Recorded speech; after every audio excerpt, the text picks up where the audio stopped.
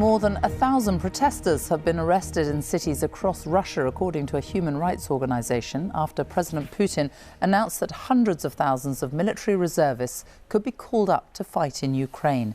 It's the first mobilization of Russian civilians since World War II. International flights have started to sell out as people left the country. Russia has been losing ground in eastern Ukraine in recent weeks as Ukrainian troops recapture some parts. In his televised address this morning, President Putin accused the West of occupying Ukraine and engaging in nuclear blackmail. He again warned he'd use all means to protect Russia, including nuclear weapons. Our Russia editor Steve Rosenberg has this report from Moscow. Under pressure in Ukraine, Russia's president has chosen the path that is most familiar to him: escalation. To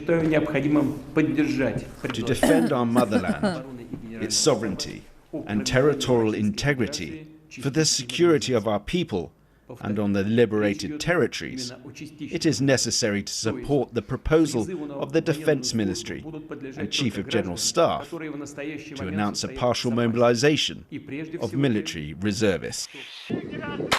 7 months after invading Ukraine, the Kremlin is calling up 300,000 reservists to support what it still calls the special military operation. And from Russia's commander-in-chief, this threat to the West. Our country, too, has different weapons of destruction.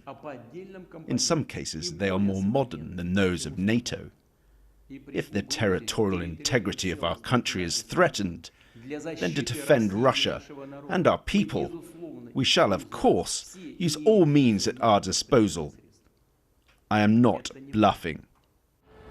So why the threat, and why now? Well, in a few days' time, the Kremlin will try to annex a whole swathe of Ukrainian territory. Vladimir Putin's saber-rattling sends a message to Ukraine and to the West: don't attack, don't try to take those areas back. As news of mobilization spread, there were reports that flights out of Russia were selling out fast, amid concern that men of fighting age would soon not be allowed to leave the country. I'm worried this is just the start, Sergei tells me, and that there could be full mobilization. But Margarita says that if our leaders demand this, we must do our duty. I trust Putin 100%. Later, the president met his defense minister. They've decided on mobilization because they're short of troops.